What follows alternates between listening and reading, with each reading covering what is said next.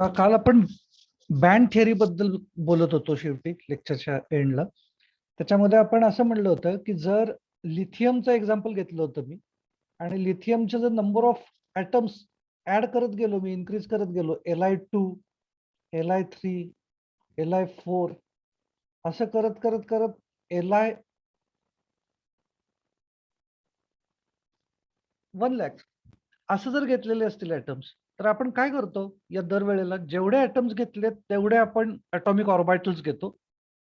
आणि मग तेवढ्या ॲटॉमिक ऑर्बिटल्स घेतल्यानंतर हे समजा 1 लाख आहेत, तर याच्यामधले हाफ असतील त्या खाली येतात, म्हणजे 50,000.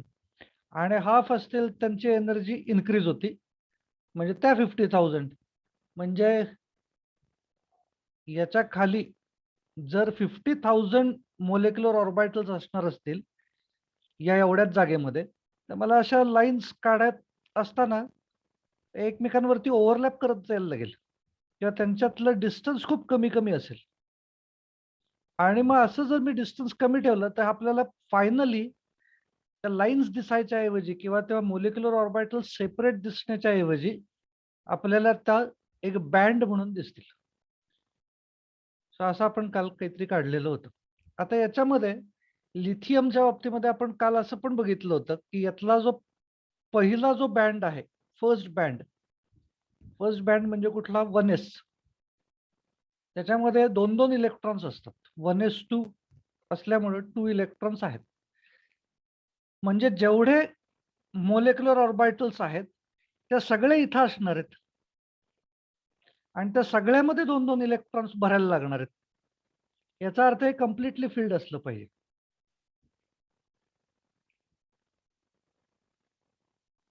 हा जो बँड तयार झालेला आहे पूर्ण, हा बँड यातला इकडचा पार्ट आहे तो बॉन्डिंग एमोज आहेत,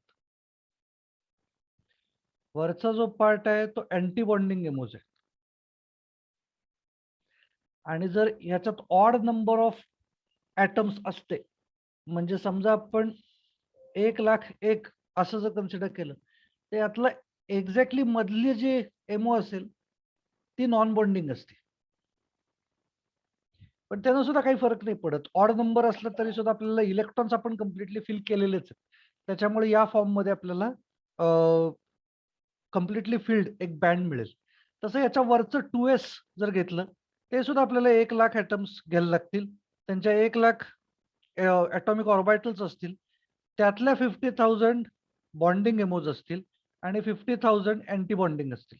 याच्यामध्ये पण तसंच करायचं झालं तर आपण अशाच लाईन्स करत करत करत 50,000 करत राहायला लागेल. आणि मग 50,000 होत असताना ते एकमेकांच्या इतके क्लोज येतील की त्याचा सुद्धा लाईन्स सेपरेट दिसण्याच्या ऐवजी आपल्याला एक बँड तयार झालेला दिसेल. आता याच्यामध्ये किती इलेक्ट्रॉन्स आहेत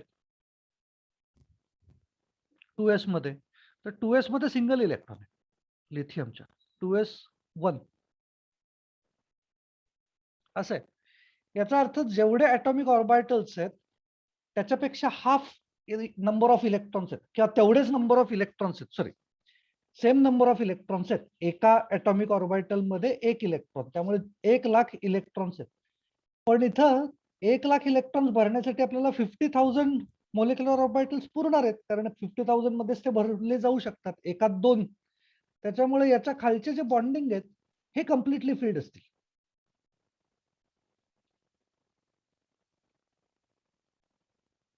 आणि याच्या वरच्या ज्या अँटी बॉन्डिंग आहेत त्या हे एमटी असणार, ABMO. मग हेच रिप्रेझेंट कसं केलं जातं? हे जे मी आता एमोज असं दाखवतोय त्याच्याऐवजी असं दाखवलं जातं बघा. 1s,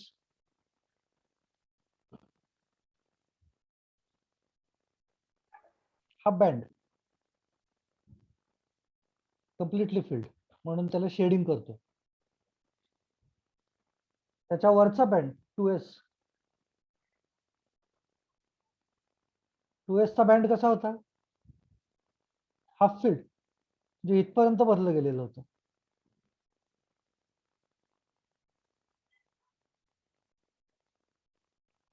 आता टर्मिनॉलॉजी लक्षात घ्यायची. टर्मिनॉलॉजी काय काय सांगतोय बघा. याला म्हणायचं completely filled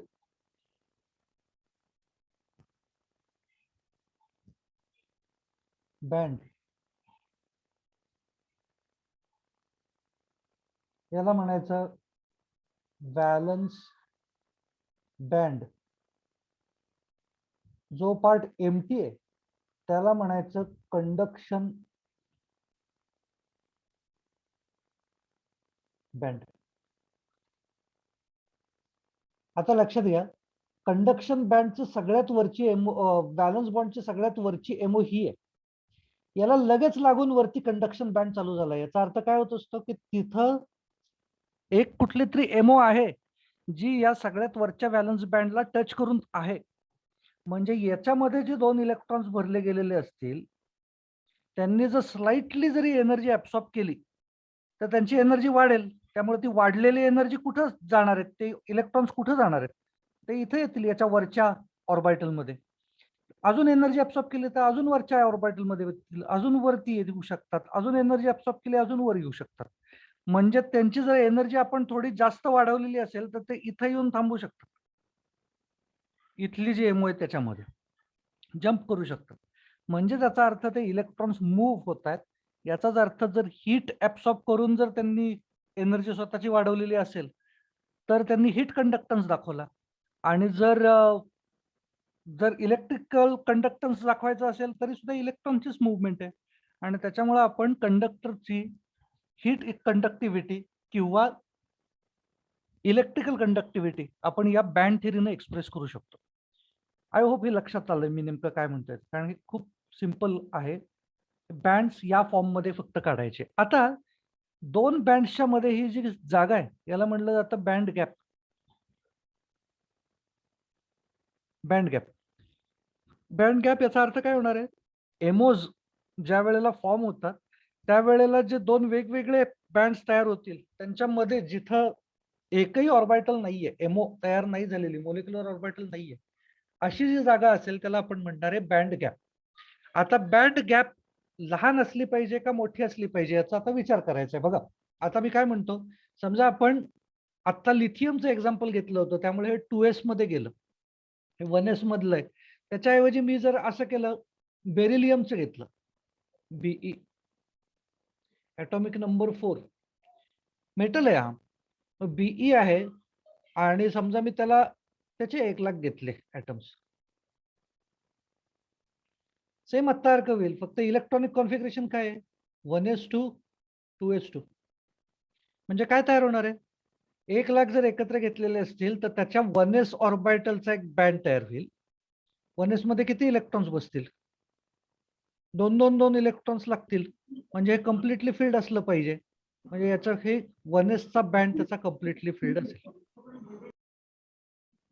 नेक्स्ट त्याच्या वरचा जो बँड आहे तो 2s चा बँड कम्प्लिटली फिल्ड आहे हा सुद्धा. 2 इलेक्ट्रॉन्स याच्यामध्ये टाकलेत, हे पण कम्प्लिटली फिल्ड आहे. हे 2s, this is for 1s. आता हा कंडक्टन्स कसा दाखवू शकतो, हे जर कम्प्लिटली फिल्ड आहे तर याचा अर्थ याच्या पुढचे जे 2p ऑर्बिटल्स आहेत दोज आर 0. म्हणजे याचा अर्थ काय होणार आहे की याच्या वरचे जे असतील बँड्स ते एम्प्टी असले पाहिजेत. मेटलच्या बाबतीत काय असतात आता बघा काय दाखवतोय, 2p चे जे बँड्स असतात ते 2p चा बँड मी कलर चेंज करतो फक्त. 2p चे बँड्स असे असतात.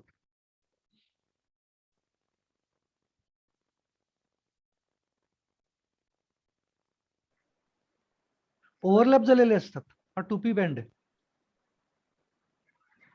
म्हणजे काय अर्थ झाला त्याचा, याचा अर्थ झाला की ऑलरेडी यातले इथले जे इलेक्ट्रॉन्स आहेत ते ऑलरेडी सेम एनर्जी मधनं इथं पी मध्ये जाऊ शकतात, सेम एनर्जीच्या पी बँड मधल्या एम्प्टी ऑर्बिटल्स मध्ये. थोडी जरी एनर्जी त्याने ऍब्सॉर्ब केली तरी या पी बँड मध्ये त्याला फिरायला फ्री स्पेस आहे आणि कनेक्टिंग त्याला मोलिक्युलर ऑर्बिटल्स आहेत. म्हणजे आता याच्यामध्ये याला आपण काय म्हणणार आहे, याला म्हणणार व्हॅलन्स बँड. जो भरलेला असतं त्याला आपण म्हणायचं व्हॅलन्स बँड, जिथे इलेक्ट्रॉन्स आहेत दॅट इज व्हॅलन्स बँड. आणि हे एम्प्टी जो बँड असतो त्याला म्हणायचं conduction band.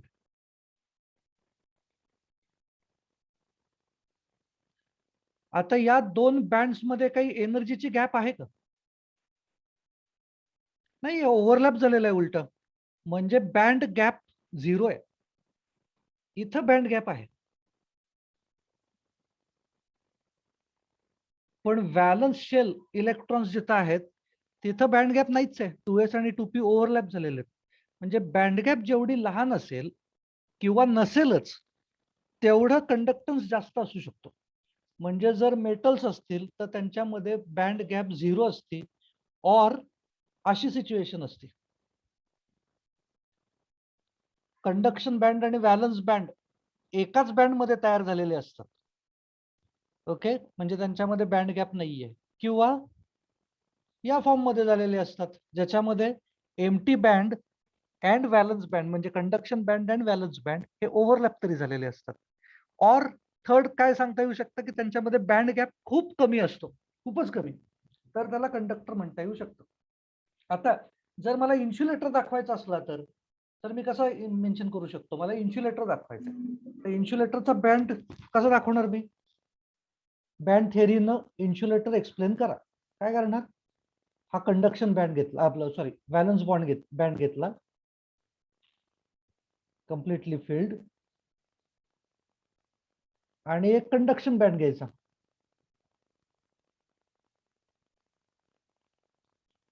Large band gap ठेवायची. This is conduction band.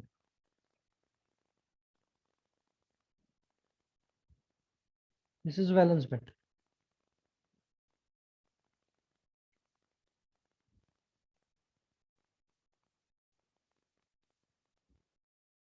Large band gap.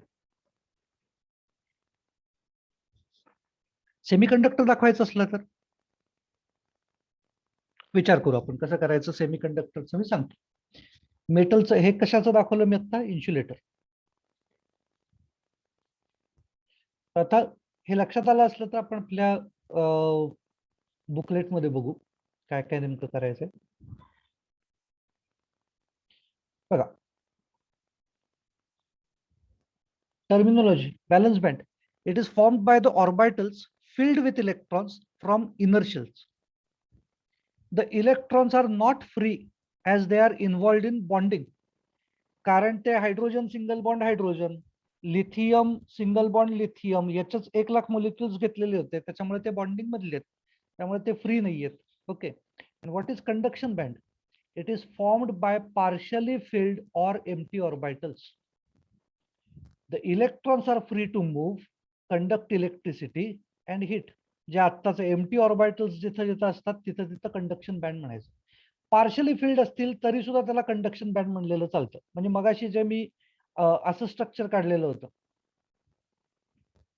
लिथियमचं 2p sorry लिथियमचं 2s असं हाफ फिल्ड होतं, तर या पूर्ण बँडला कंडक्शन बँड म्हणता येतं. म्हणजे त्यातल्या या पार्टला व्हॅलन्स बँड म्हणायची गरज नाहीये. ओके, जे मी मगाशी लेबल करताना व्हॅलन्स बँड म्हणलं होतं त्याला तशी म्हणायची गरज नाहीये. And band gap, the difference in energy of valence and conduction band gap. Okay. आता इथं काय असेल बघा, मेटल्स आर गुड कंडक्टर्स, त्यामुळं have very small or no band gap. Hence electrons are promoted from valence band to conduction band very easily. आणि इन्सुलेटरच्या बाबतीत have large band gap, hence electrons are not promoted. Large band gap असल्यामुळं easily promotion होणार नाही इलेक्ट्रॉन्सचं, आणि त्याच्यामुळं valence band मधनं conduction band मध्ये electron येऊ नाही शकणार. डायग्राम बघू.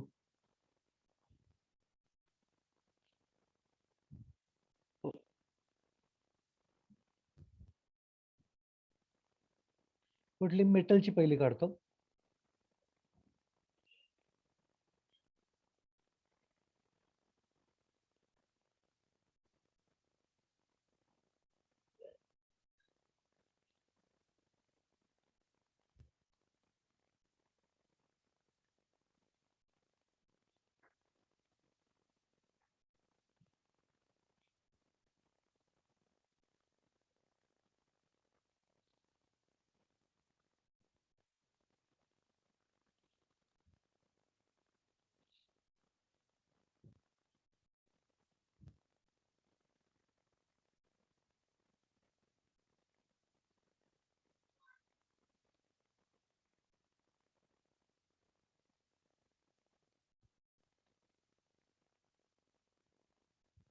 बघा, इथं सिंगल बँड दाखवलाय, त्याच्यामुळं मला जिथे इलेक्ट्रॉन्स आहेत त्याला व्हॅलन्स बँड म्हणायला लागले.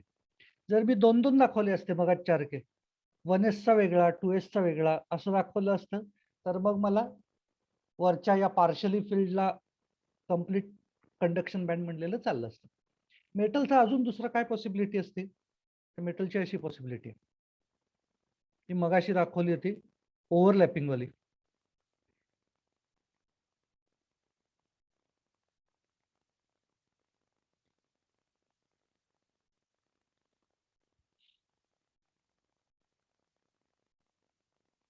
नॉर्मली हा प्रकार होत असतो एस बँड असेल तर होत असतो. हा प्रकार कधी होत असतो? ज्या वेळेला एस बँड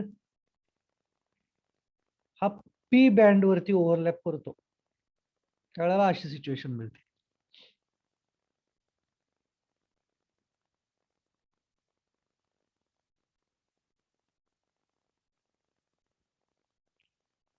सेम आहे, हा कंडक्शन बँड आहे, याच्यात ओव्हरलॅपिंग झालंय आणि इलेक्ट्रॉन्स इकडे.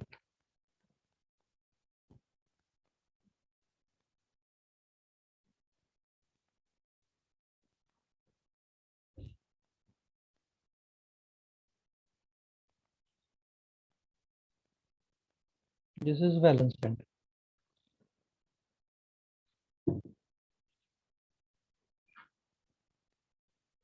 याला मी मेन्शन करतो नो बँड गॅप. इथं मेन्शन करतो ओव्हरलॅपिंग बँड्स. हे मेटलचं झालं.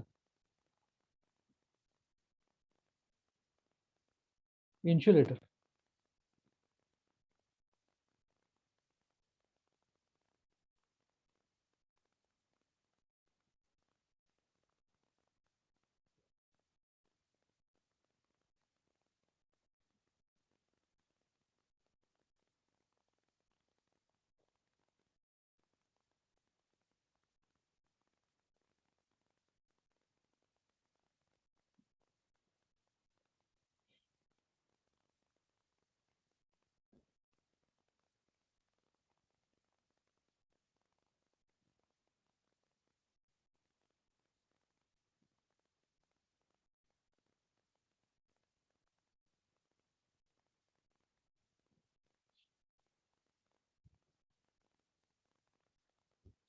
काही वेळेला या बँड गॅपला एनर्जी गॅप असं सुद्धा म्हणतात.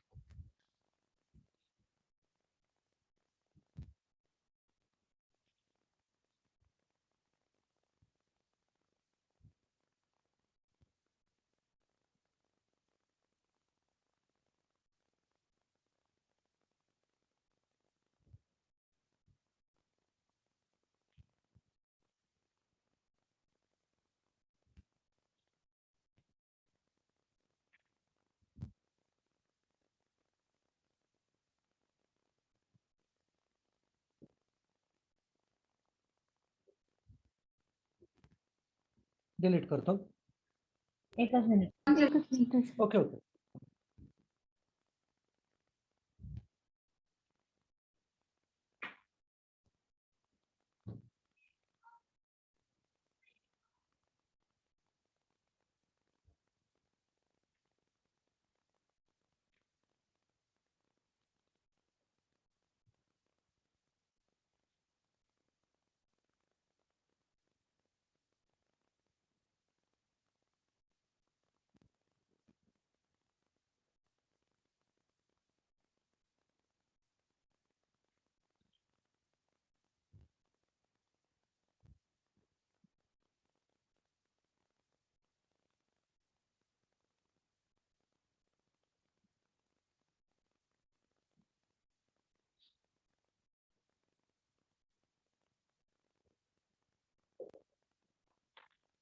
सर ते मेटल मध्ये कंडक्शन बँड मध्ये पण हे असले पाहिजेत ना ऍटम?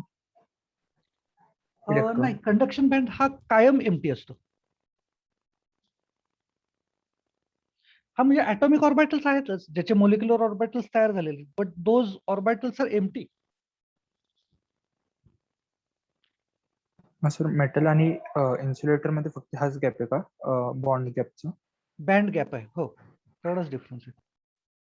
इथे इझिली इथला इलेक्ट्रॉन इकडे एमटी मध्ये येऊ शकतोय ना, कारण ते कॉन्टॅक्ट मध्ये आहेत. इथले सुद्धा इलेक्ट्रॉन्स इमिजिएट इथे येऊ शकतात, म्हणजे मूव्ह होऊ शकतात.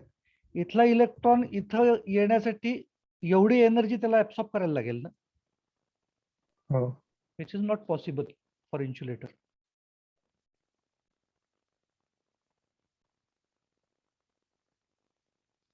सर हा, मगाशी तुम्ही 2s ऑर्बिटल जी दाखवली होती ती हाफ फिल्ड होती मागच्या डायग्राम मध्ये, आणि हे व्हॅलन्स बँड म्हणून म्हणलं त्याला. मग हाफ फिल्ड ऑर्बिटल मध्ये इलेक्ट्रॉन्स मूव्ह नाहीत करू शकत. हाफ फील्ड ऑर्बिटल्स मध्ये काय म्हणलं, इलेक्ट्रॉन्स हाफ फील्ड जर असेल तर तिथं मूव्ह नाहीत करू शकत होऊ इलेक्ट्रॉन्स. शकतात ना, होऊ शकतात ना. जेवढे आता भरलेले ज्या प्रमाणात असतील त्या प्रमाणात करायचं. म्हणजे आता समजा मी ही डायग्राम चेंज करतो, डिलीट करतो आणि मग दाखवतो. सगळ्याचं झालं असलं तर सांगा, डिलीट करू. येस. हो sir. Yes sir. Yes sir.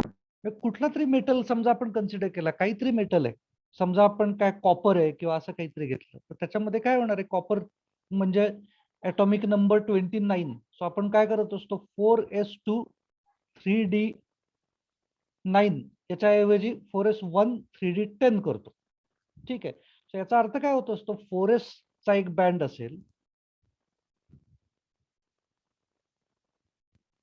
याच्यात आहेत का इलेक्ट्रॉन्स, आहेत. हाफ फील्ड आहे का नाही तो, म्हणजे हाफ फील्ड असेल हा 4s चा बँड.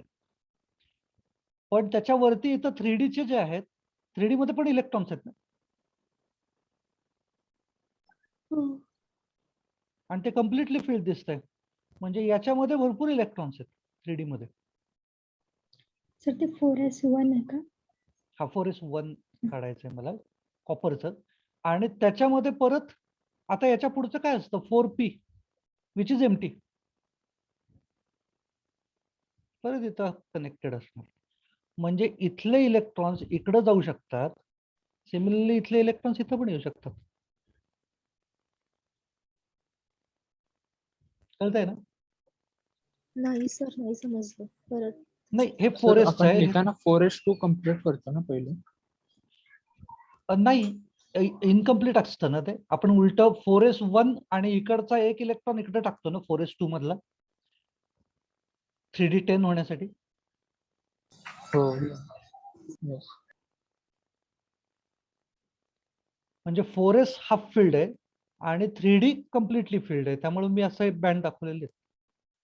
म्हणजे व्हॅलन्स बँड कुठला झाला, हाच सगळ्यात हायएस्ट एनर्जीचा जो असेल बँड फील्ड, त्याला व्हॅलन्स बँड म्हणणार. This is conduction band, empty. Okay, आता पुढं एक मिनिट मला बघू देत एकदा की हे सेमी कंडक्टर लगेच चालू होणार आहे का, काही क्वेश्चन्स मध्ये विचारलेत. ओके बघा, explain why metals are good conductors of electricity on the basis of band theory. आताच सांगितलं, बँड गॅप 0 तरी असतो, नाहीतर ऍबसेंटच असतो, किंवा व्हेरी स्मॉल तरी असतो. म्हणजे ओव्हरलॅपिंग ऑर्बिटल्स असू शकतात. म्हणजे आत्ताच्याच डायग्राम्स आपण इथे रिपीट करू शकतो मेटलसाठीच्या. काय काय केलं होतं आपण, मेटलसाठीची ही ऑर्बिटल कनेक्टेडच आहेत, कंडक्शन बँड आणि व्हॅलन्स बँड कनेक्टेड. आणि दुसरं इथं काय दाखवलं होतं आपण, ओव्हरलॅपिंग आहे.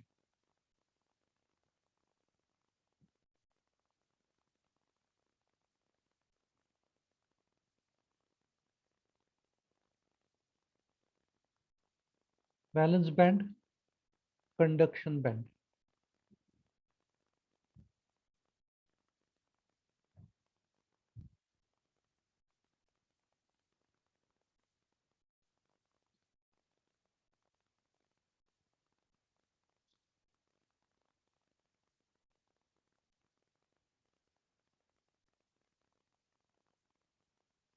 डिलीट करतो.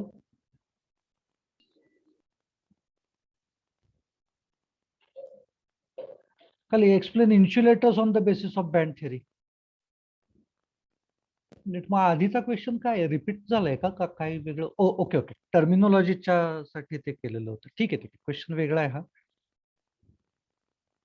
ठीक आहे, सेम येणार. काय करायचं आपल्याला, व्हॅलन्स बँड कम्प्लिटली फील्ड दाखवला,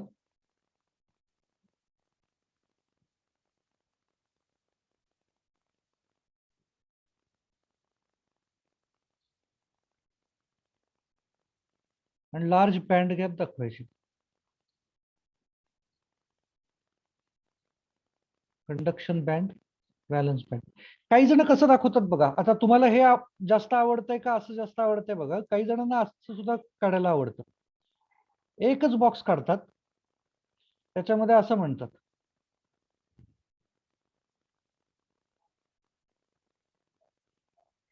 व्हॅलन्स बँड,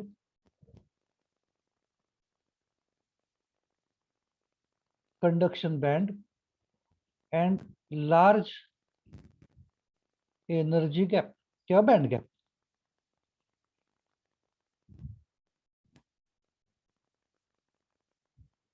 असंही दाखवता येतं. इथं वरचं जर काढायचं असतं तर कसं काढायचं? त्याच्यात सुद्धा हे काही शेडिंग वगैरे काही करण्याची गरज नाही ऍक्च्युली. असंच दाखवायचं डायरेक्टली. इथं मध्ये तोडून टाकायचं. This is valence band and this is conduction band.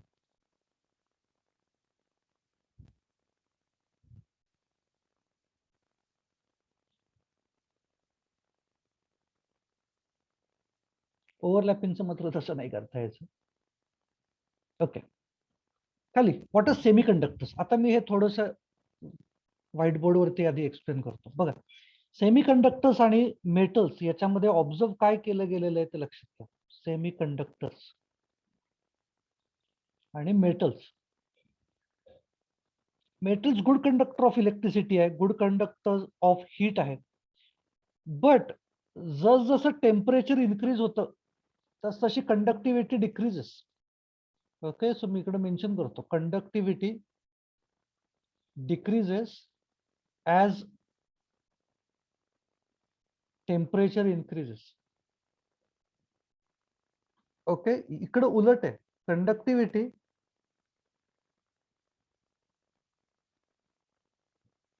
increases as temperature increases. याचं रिझन काय असू शकतं? तर मेटल्स मधल्या त्या जे काही ओव्हरलॅप्ड कंडक्शन बँड्स आहेत तिकडे इलेक्ट्रॉन जातात आणि एकदा टेम्परेचर वाढत वाढत गेल्यानंतर तिथे इलेक्ट्रॉन जात राहतील. पण एक वेळ अशी येईल की त्यावेळेला ती कंडक्शन बँड जो ओरिजिनल होता तोच भरून जाईल. मग त्याच्यानंतर इलेक्ट्रॉन्स नाही पुढे अजून जाऊ शकत मेटल्स मध्ये. आणि त्याच्यामुळे टेम्परेचर कितीही वाढवा त्याच्यानंतर कंडक्टन्स वाढत नाहीये, म्हणजे तो कमी कमी होत जातो त्याच्या पुढं. याच्या उलट सेमी कंडक्टरचं तसं नाहीये. टेम्परेचर वाढवत गेला तर तुम्हाला कंडक्टन्स वाढत गेलेला दिसतो. कारण बेसिकली कंडक्टिव्हिटी कमी असते. आणि मग हे ऑब्झर्वेशन आपल्याला एक्सप्लेन करायचं युझिंग बँड गॅप किंवा युझिंग बँड थिअरी. ते कसं दाखवणार आपण? मेटल सॉरी सेमी कंडक्टर्सच्या बाबतीमध्ये टेम्परेचर इन्क्रीज झाल्यानंतर वाढतं आणि अदरवाईज तो इन्सुलेटर असतो. म्हणजे लो टेम्परेचर जर ठेवली तर त्या लो टेम्परेचर्सला तो कंडक्टन्स दाखवत नाही. म्हणजे कसं दाखवणार आपण? पण असं दाखवायचं, व्हॅलन्स बँड आहे,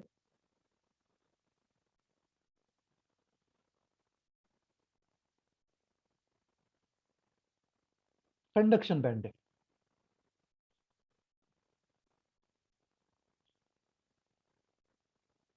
स्मॉल एनर्जी गॅप किंवा बँड गॅप.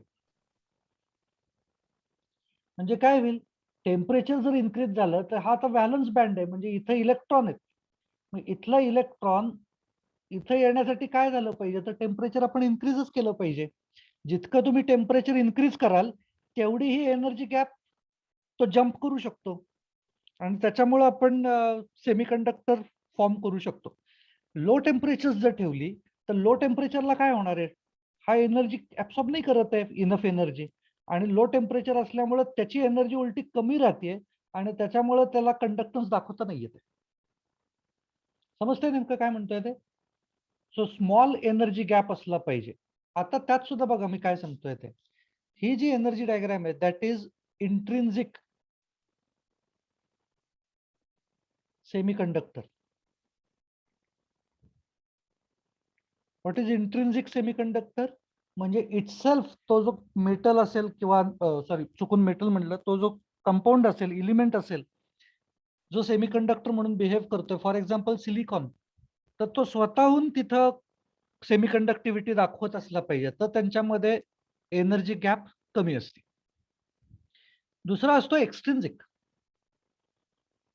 एक्सट्रिन्सिकचा अर्थ होत असतो याच्यामध्ये आपण इम्प्युरिटी ऍड करतो. आता इम्प्युरिटी ऍड करतो, मग ती कशी इथं दाखवणार? तर ती अशी दाखवली जाते.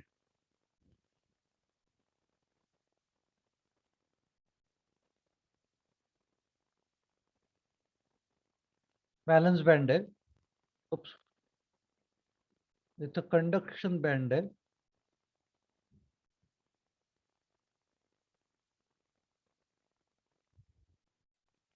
किंवा एनर्जी गॅप मोठा घेतो आधी.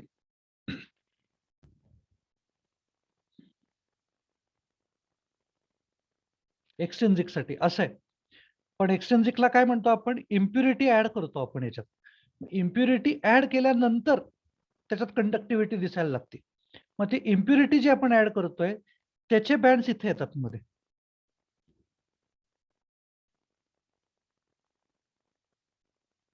Impurity band. आता हे जर व्हॅलन्स बँड असेल याचा अर्थ हे कम्प्लिटली फिल्ड आहे. आता काय होतंय, इथले इलेक्ट्रॉन्स इथं जात नव्हते, इझिली पॉसिबल नव्हतं, कारण एनर्जी गॅप खूप मोठा होता आणि त्यामुळे तो नॉर्मली इन्सुलेटर होता. पण ज्या वेळेला आपण इम्प्युरिटी ऍड केली त्यावेळेला इम्प्युरिटीचे इथे येऊन बसलेत आता एम्प्टी ऑर्बिटल्स. मग आता या जर एम्प्टी असतील तर इथून इथं जाणं जास्त सोपं झालं त्याला, आणि त्याच्यामुळे तो कंडक्टिव्हिटी दाखवू शकतो. आत्ता मी असं म्हणलं की हे एम्प्टी आहेत. ओके, सो एम्प्टी एमोज सप्लाय करणारी इम्प्युरिटी ती असली पाहिजे. म्हणजे काय ते आपण बोलू. पण त्याच्याऐवजी जर ही कम्प्लिटली फिल्ड असेल तर, फिल्ड असेल तर इम्प्युरिटी बँड चालणार आहे. काय फरक पडतो? उलट इथनं इथे येतील इलेक्ट्रॉन्स इम्प्युरिटी बँड मधनं. कळतंय? म्हणजे आपण इम्प्युरिटी जी ऍड करतोय दॅट शुड सप्लाय इधर कम्प्लिटली फिल्ड इम्प्युरिटी बँड और it should supply empty impurity band. आणि त्यांची एनर्जी कशी पाहिजे? तर त्यांची energy in between the original energy gap असली पाहिजे. व्हॅलन्स बँड आणि कंडक्शन बँडच्या मधली त्यांची एनर्जी असली पाहिजे. That is the requirement. कोणाला याच्यात काही डाऊट असेल तर विचारा. Sir, हा, empty impurity band will be conduct. I mean, conduction band होईल तो, बरोबर आहे. हा conduction bandच होईल. मग field कसं म्हणजे? फील्ड बॅलन्स होईल तो इम्प्युरिटीचा. पण मग त्याची मधली स्टेट कशी काय असेल एनर्जीची? एक म्हणजे एक तर कंडक्शन बँड सारखी असेल, नाही तर व्हॅलन्स बँड सारखी, राईट? बरोबर. पण मग एनर्जी मला वेगवेगळी असू शेवटचा शकते. पॉइंट नाही कळलं. एनर्जी वेगवेगळी असू शकते ना. आपण जे असा बँड जो काढतोय त्याचा अर्थ काय होत असतो की त्या एमोज आहेत ना ऍक्च्युली सगळ्या, येस. बरोबर आहे ना. यातल्या हाफ याच्या खालच्या ज्या आहेत त्या सगळ्या बॉन्डिंग एमोज आहेत, याच्या वरच्या सगळ्या अँटी बॉन्डिंग एमोज आहेत. ओके, आता हे समजा 1s बरोबर. ऑर्बिटल आहे, तसं त्याच्या वरचं समजा 2s ऑर्बिटलचं एक सिमिलर असेल काहीतरी. याच्यामध्ये एनर्जी गॅप आहे मोठी. असं जर असलं, पण आपण जी इम्प्युरिटी ऍड करतोय त्या इम्प्युरिटीची एनर्जी याच्या एवढीच पाहिजे असं काही नाही. आपण कंपाऊंडच चेंज केलाय ना. म्हणजे या 1s ऑर्बिटलची जर एनर्जी एवढी असू शकते, तर आपण जर इलिमेंट चेंज केलेला असेल तर त्याची 1s ची एनर्जी इथं असू शकते का नाही? की येस, ओके, कळलं. आलं का लक्षात? त्यामुळे ते त्या दोघांच्या हं. मध्ये बसू शकतात एम्प्टी ऑर्बिटल्स. ओके, सो आपण बुकलेट मध्ये बघू काय डायग्राम्स आहेत. बघा, what R semi conductors.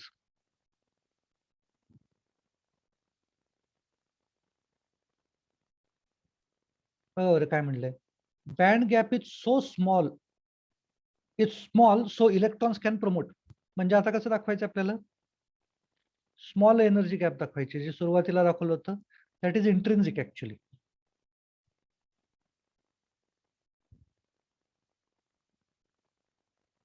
Valence band, conduction band, small band gap.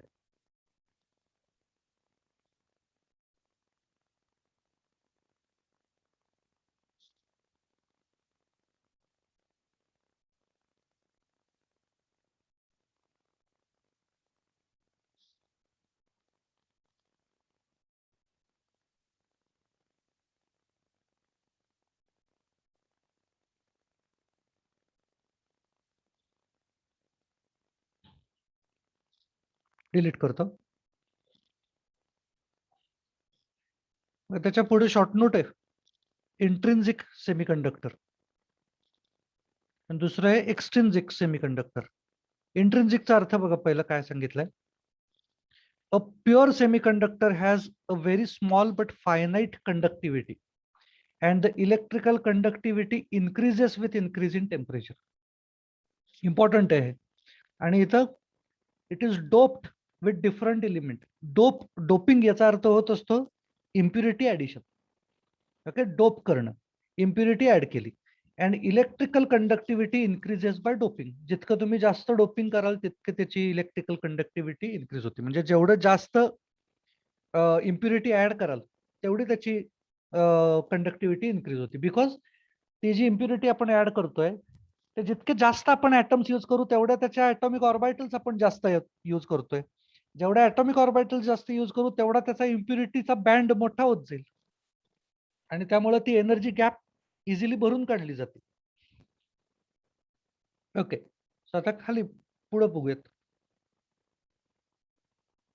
Right a short note on an type semiconductor and त्याच्या पुढचं सांगितलंय right a short note on P type of semiconductor. बघा आता मी आधी ते एक्सप्लेन करतोय काय एन टाइप पी टाइप काय आहे ते एक्सप्लेन करतो आणि मग पुढे जाऊ. सेमीकंडक्टर एक्सट्रिन्सिक टाइपचा जर असेल तर त्याचे हे दोन टाइप्स आहेत, N type and P type. बघा मी आता काय दाखवतोय समजून घ्यायचं ट्राय करा. मी आता असं म्हणतो की पहिलं मला एक्सट्रिन्सिकच दाखवायचंय. एक्सट्रिन्सिक म्हणजे itself it is a semiconductor. म्हणजे तो काय असतो, तो normally it is silicon.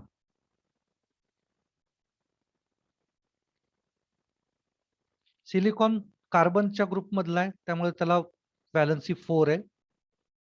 So मी हे सिलिकॉन्स दाखवतोय. जनरल क्रिस्टल स्ट्रक्चर काढायचा ट्राय करतोय आणि त्याचे 4 बॉन्ड्स प्रत्येक सिलिकॉनचे.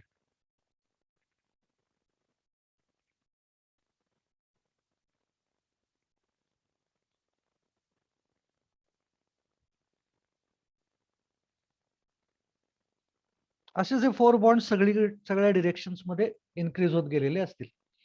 आता हे 4 बॉन्ड्स जे आहेत त्याच्यामध्ये जर मी कुठलं तरी एलिमेंट ऍड केलं, इम्प्युरिटी म्हणून ऍड केली, तर आता मी काय करतोय समजून घ्यायचा ट्राय करा. हे आता बघा मी पिरियडिक टेबल काढतो जिथं सिलिकॉन आहे ते, म्हणजे Li Be Bc, त्याच्या खाली Si Na Mg Al Si, आणि इकडचा पुढचा पण घेतो nitrogen phosphorus, boron aluminium, gallium indium thallium, आणि nitrogen phosphorus arsenic antimony bismuth. आता मी यांचा विचार करणार आहे. ह्या इम्प्युरिटीज आहेत आपल्यासाठी. म्हणजे सिलिकॉन पेक्षा एक इलेक्ट्रॉन कमी आहे का नाही व्हॅलन्स शेल मध्ये? हो. म्हणजे व्हॅलन्सी 3 आहे का नाही? ॲल्युमिनियम समजा ऍड केला किंवा गॅलियम ऍड केला, व्हॅलन्सी कमी आहे त्याची. व्हॅलन्सी कमी आहे याचा अर्थ काय होणार आहे, त्याच्याकडे एक्स्ट्रा आउटरमोस्ट शेल मध्ये 3 इलेक्ट्रॉन्सच आहेत. मी इथला एक चेंज करून टाकतो. आता काय दाखवतो इथं मी ऍड केलेलं आहे समजा गॅलियम. गॅलियम कडं टोटल इलेक्ट्रॉन्स आहेत 3 व्हॅलन्स शेल मध्ये, म्हणजे त्यानं 3 बॉन्ड्स तयार केलेले दाखवता येतील. आणि इकडं सिलिकॉनचा एक इलेक्ट्रॉन शिल्लक असेल आणि याच्याकडे इथं शेअर करायला इलेक्ट्रॉन नसणार आहे. म्हणजे तो मी मोठं जे होल दाखवलंय तिथं काहीच नसणार आहेत इलेक्ट्रॉन्स, आणि हे जे बॉन्ड्स दाखवलेले आहेत तिथं काय असणार आहे, इट मीन्स एक इलेक्ट्रॉन या ठिकाणी या सिलिकॉननं दिलाय, एक इलेक्ट्रॉन गॅलियमनं दिला. इथल्या बॉन्डमध्ये एक इलेक्ट्रॉन सिलिकॉननं दिला, एक इलेक्ट्रॉन गॅलियमनं. हे स्ट्रक्चर आहे. पण इथं याच्यात होल असेल ना, एकच इलेक्ट्रॉन असेल सिलिकॉनचा त्या बॉन्डमध्ये, म्हणजे तो पार्शल बॉन्ड आहे. आता हे जे होल्स आहेत याच्यामध्ये काय होतं, आता बघा बरं, या इलेक्ट्रॉन्स कमी आहेत म्हणजे याच्यावरती या होलवरती चार्ज पॉझिटिव्ह आहे का नाही? कारण त्याच्यात इलेक्ट्रॉन हो. नाहीये, पॉझिटिव्हली चार्ज झालं. मग आता काय होतं, या होलमध्ये इलेक्ट्रॉन्स मूव्ह करू शकतात कारण ती एम्प्टी स्पेस आहे ही. म्हणजे आता असं होऊ शकतं की इथला जो इलेक्ट्रॉन आहे, हा इलेक्ट्रॉन समजा तो इथे येईल. चुकून मी याच्यात दाखवलं. इथला इलेक्ट्रॉन जो आहे तो या एम्प्टी होलमध्ये येईल, मूव्ह होईल. ज्या वेळेला हीट कंडक्शन दाखवायचे किंवा इलेक्ट्रिकल कंडक्टिव्हिटी दाखवायची त्यावेळेला. पण आता जर हा इलेक्ट्रॉन इथं आला, याचा अर्थ नेक्स्ट स्ट्रक्चर कसं असेल, इथे इलेक्ट्रॉन असेल आणि इथं होल असेल ना आता, येस. मग इथला इलेक्ट्रॉन इकडे येईल, म्हणजे होल इथे येईल. मग हा इलेक्ट्रॉन इकडे येईल, म्हणजे होल इथे येईल. मग इथला इलेक्ट्रॉन इकडे येईल, होल या पोझिशनला येणार. मग इथला इलेक्ट्रॉन इकडे येणार. कळतं काय होतंय? रेझोनन्स. म्हणजे इलेक्ट्रॉन्स ज्या डिरेक्शनला जात आहेत त्याच्या ऑपोजिट डिरेक्शनला पॉझिटिव्हली चार्ज होल मायग्रेट करते आणि त्याच्यामुळे इलेक्ट्रॉनची मुवमेंट आहे. So electrical conductivity, heat conductivity आपण बघू शकतो. मग हे कधी पॉसिबल आहे, ज्या वेळेला मी आधीच्या ग्रुपमधला एलिमेंट घेतलेला आहे, गॅलियम, अल्युमिनियम, इंडियम. नॉर्मली थॅलियम नाही यूज करत.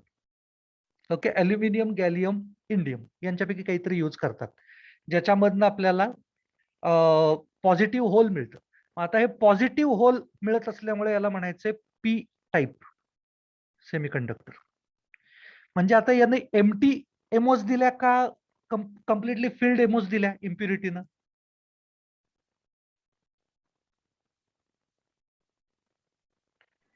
कसं ओळखायचं हे एमटी होतं का काय होतं? हे काय होतं? हे एमटी आहे ना, हे एम्प्टी. एमटी म्हणजे हो. एमटी एमओस त्यानं सप्लाय केलेले आहेत गॅलियम, ज्या त्या एनर्जी गॅप मध्ये जाऊन बसणार आहेत.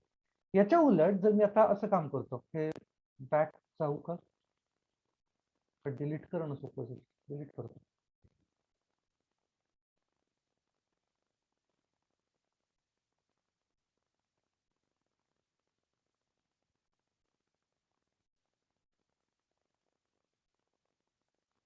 आता मी इथे इम्प्युरिटी नेक्स्ट ग्रुपची यूज करतो.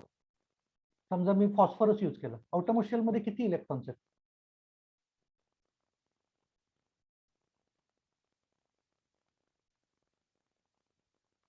5.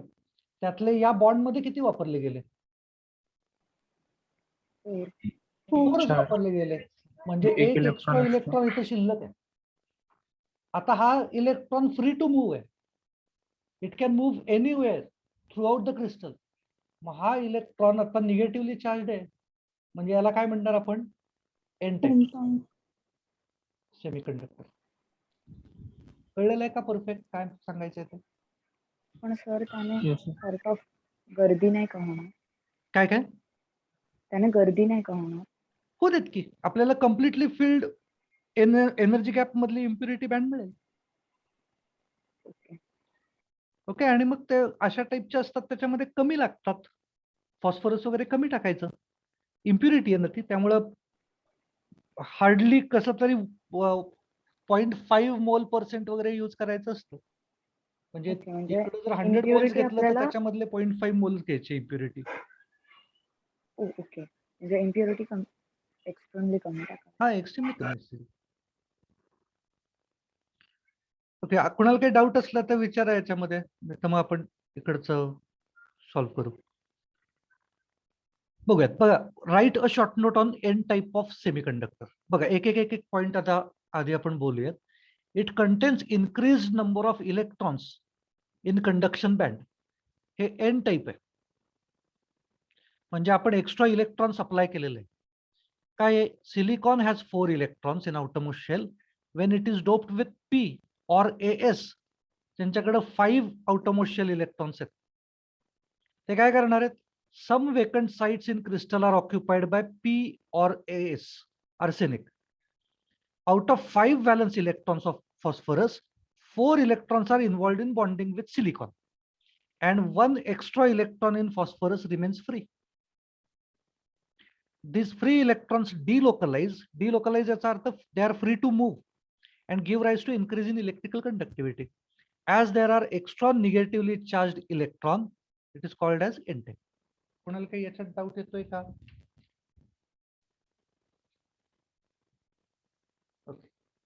बघा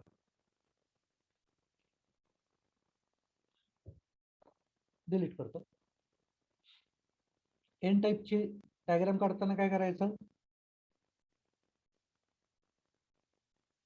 बघा मी दोन टाईपच्या दोन डायग्राम्स दाखवतोय.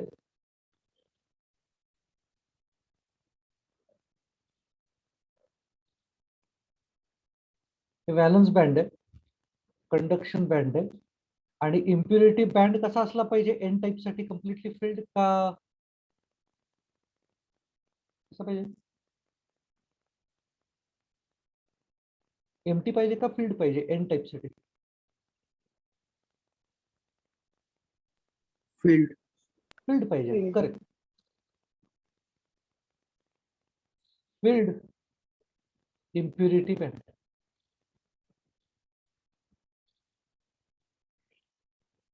और दुसरं काय दाखवता येऊ शकतं बघा, दुसरं असं दाखवायचं. व्हॅलन्स बँड आहे, कंडक्शन बँड आहे, त्याच्यातच इथं खाली दाखवायचं.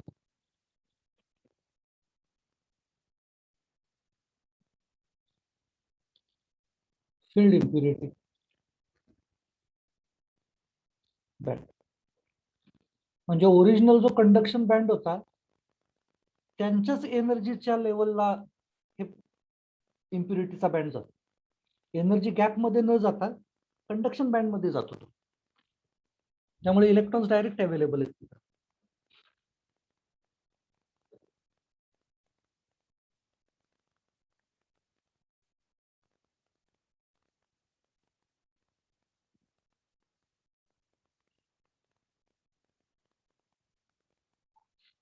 दोन पैकी एकच काढा कुठली तरी आणि आपल्याला ते एसआयचं स्ट्रक्चर काढायचंय.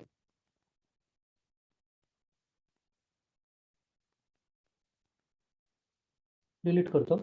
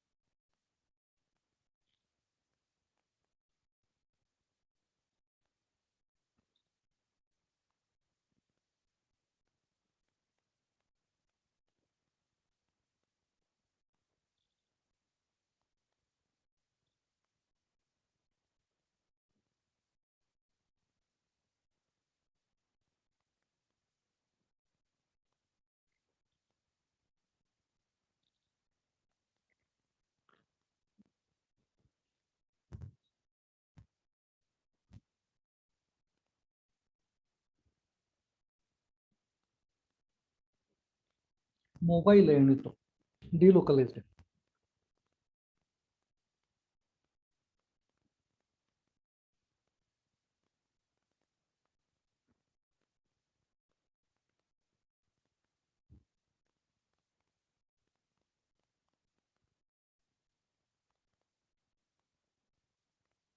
नेक्स्ट डिलीट करतोय.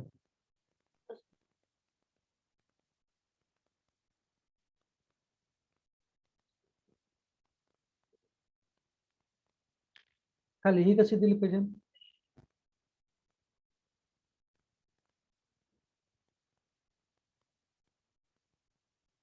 बँड गॅप मध्ये जर द्यायचं असलं आपल्याला valence band, conduction band,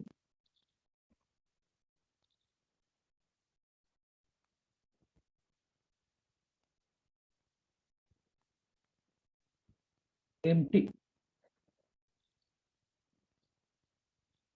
impurity band. और काय दाखवता येऊ शकतं?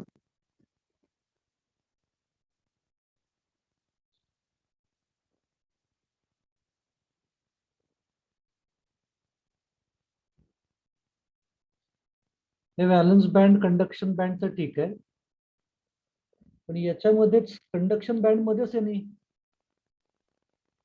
एम्प्टी.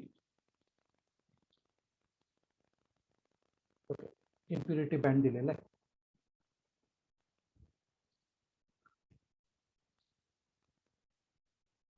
आणि इकडे मेन्शन कसं करू शकतो आपण SI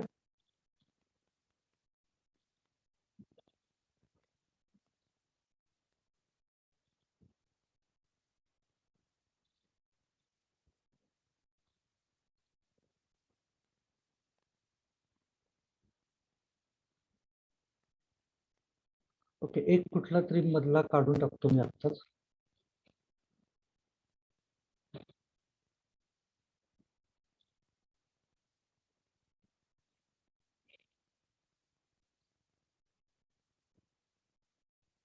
काय गॅलियम.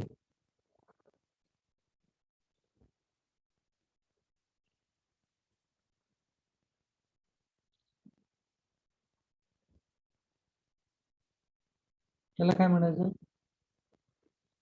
होल.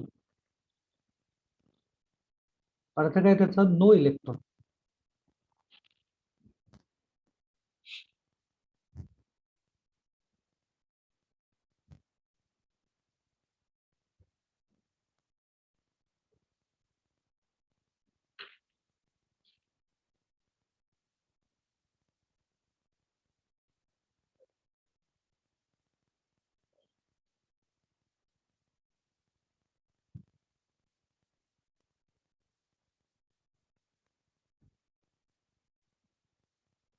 डिलीट करतो.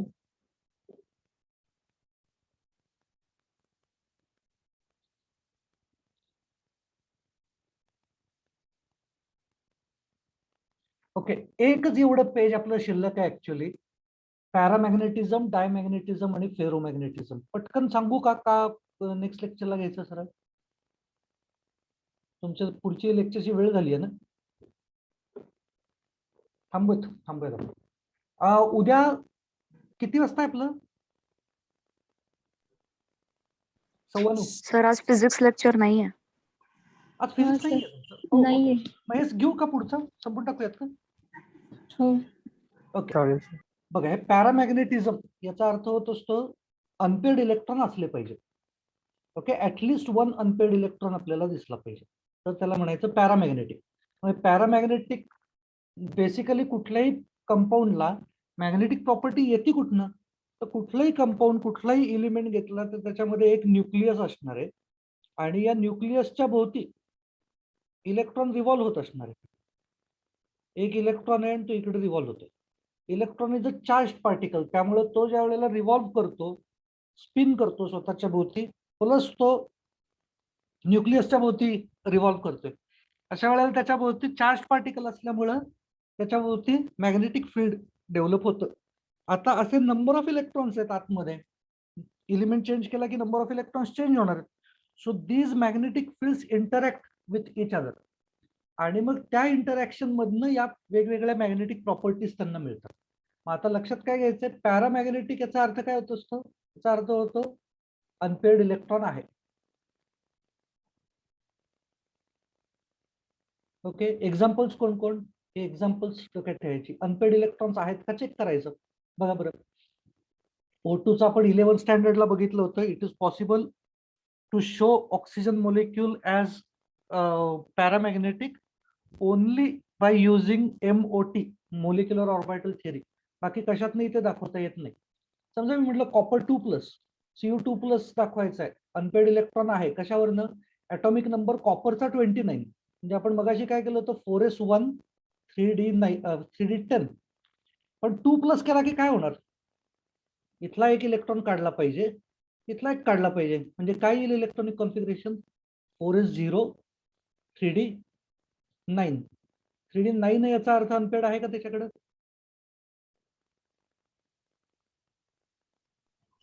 Yes sir. आलंच पाहिजे.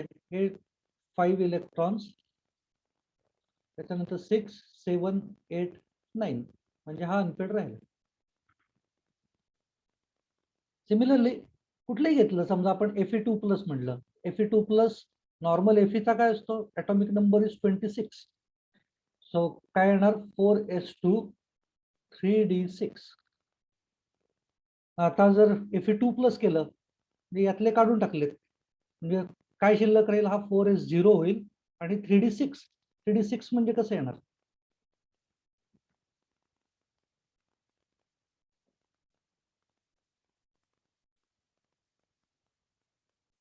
थ्री 4 5 आणि 6 हे आले अनपेड इलेक्ट्रॉन्स, म्हणजे Fe2 प्लस पॅरामॅग्नेटिक आहे. समजतंय बरोबर काय करतोय ते? नेक्स्ट बघा, डायमॅग्नेटिक म्हणजे डायमॅग्नेटिझम म्हणजे काय असलं पाहिजे, तर पेअर्ड इलेक्ट्रॉन्स असले पाहिजेत, ऑल इलेक्ट्रॉन्स पेअर्ड. तर त्याला म्हणायचं डायमॅग्नेटिक कंपाऊंड आणि त्या प्रॉपर्टीला म्हणायचं डायमॅग्नेटिझम. सो एकमेकांचं मॅग्नेटिक फील्ड कॅन्सल आउट केलं जातं. अप एरो असेल तर त्याचं magnetic field down arrow cancel out करतो आणि त्याच्यामुळे ते डायमॅग्नेटिक कॅरेक्टर दिसतं. हे काय दाखवलंय बघा, NaCl म्हणजे काय होतंय, Na प्लस आहे म्हणजे त्याचं इलेक्ट्रॉनिक कॉन्फिगरेशन काय होईल, 10 येईल, 10 इलेक्ट्रॉन्स Na प्लस म्हणजे 1s2 2s2 2p6 आहेत का सगळे इलेक्ट्रॉन्स पेअर्ड?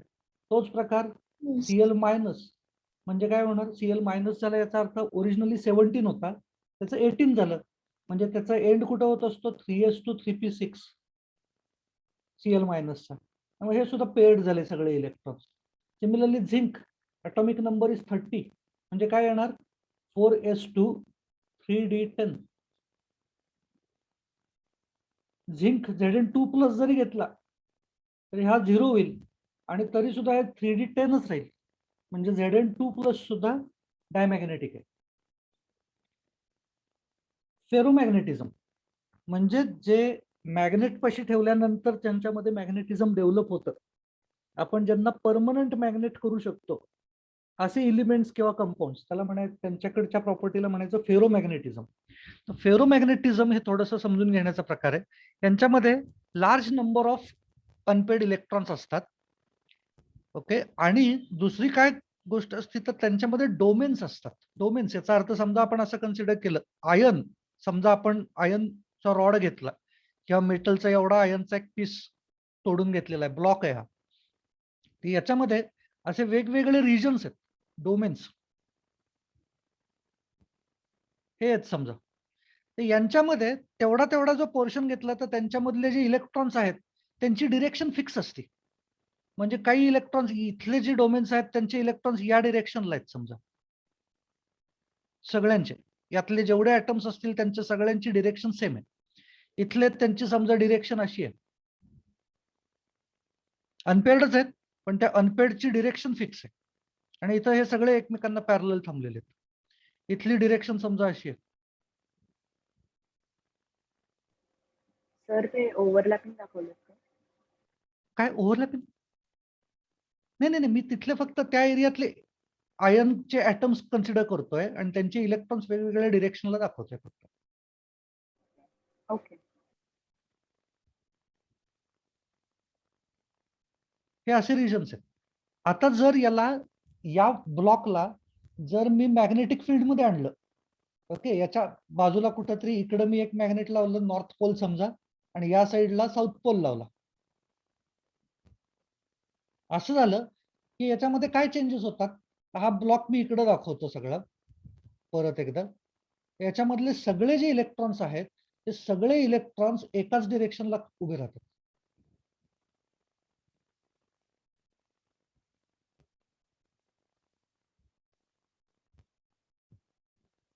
म्हणजे हे डोमेन्स विमेन्स सगळे निघून जातात आणि सगळ्यांची एकच डिरेक्शन होती, कुठली तरी एक. मी आता ही अप दाखवली तर कुठली तरी एक डिरेक्शन त्याची होती, म्हणजे याच्यामध्ये मॅग्नेटिक फील्ड डेव्हलप झालं आणि म्हणजे मग आपण याला म्हणत असतो की दिस इज फेरोमॅग्नेटिक. इथं काय म्हणलंय बघा, each domain is a small magnet, कारण याची मॅग्नेटिक प्रॉपर्टी वेगळी आहे, याची मॅग्नेटिक प्रॉपर्टी वेगळी आहे. एरोची जी डिरेक्शन असते, एरोची डिरेक्शन हे नॉर्थ पोल दाखवत असतं, ओके, नेहमी. त्याच्यामुळे याचा नॉर्थ पोल या डिरेक्शनला आहे, इकडं साऊथ पोल आहे, याचा इकडं साऊथ पोल आहे, इकडं नॉर्थ पोल आहे. इथं साऊथ नॉर्थ म्हणजे हे इच डोमेन इज सेपरेट मॅग्नेट असा त्याचा अर्थ. आणि हे त्याची एक्झाम्पल्स आहेत. FeCO Ni असे जर घेतले तर तुम्हाला त्याच्यामध्ये मिनिमम 2 इलेक्ट्रॉन्स अनपेड दिसतील. एक पेक्षा जास्त इलेक्ट्रॉन्स अनपेड पाहिजेत. काही वेळेला काही कंपाऊंड्स मध्ये तर सिंगल इलेक्ट्रॉन अनपेड असला तरी सुद्धा फेरोमॅग्नेटिझम डेव्हलप करता येतो. ओके, सो हा सॉलिड स्टेट चॅप्टर इथं संपतो. नेक्स्ट आता उद्या 9:15 आपण भेटतोय. त्यावेळेला मॅक्सिमम कव्हर करण्याचा ट्राय करूयात. मी येताना एक एक चॅप्टर आणि त्याच्याबद्दल काहीतरी बडबड असं आपण करू. त्यातला सिंपल जो पार्ट असतो, काही एक्झाम्पल्स असतील तर ती एक्झाम्पल्स आपण उद्या सॉल्व्ह करायचा ट्राय करू. आणि क्विक सेशन असेल असं बघूयात आपण. म्हणजे तुम्हाला जास्तीत जास्त कव्हर केल्यासारखं होईल. थोडं फास्ट जायला लागेल फक्त. कारण मी कालच्या दुसऱ्या बॅचला विचारलं, पण तुमच्या बॅचमध्ये जसं 8 to 12 काही जणांचं कॉलेज आहे, तसं दुसऱ्या बॅचमध्ये किती 11:30 का 12 पासन 3:30 पर्यंत आहे. म्हणजे त्या वेळेला तर त्यांना जमत नाहीये. असं काहीतरी होऊन ते एक्स्ट्रा लेक्चरच्या वेळा आपल्या मॅच नाही होऊ शकणार आहेत. पण आपण त्याच्यामुळे उद्याच्या लेक्चरला जितकं शक्य तितकं कव्हर करू आणि मग एक्स्ट्रा लेक्चर कसे कसे घेता येतील आठवड्याभरामध्ये ते ठरवायला लागेल. पण उद्याच आपल्याला ते सगळं कव्हर करायचं असं आपण ट्राय करू. 1-1.5-2 तास घेऊ छान आणि मग कव्हर करू. सर सर ऑनलाईन किती वाजता घेणार आहे? 9:15. सर ऑनलाईन का ऑफलाईन? सिंहगड रोडला ऑफलाईन आहे आणि ऑनलाईन अवेलेबल करून देणार ते. ओके.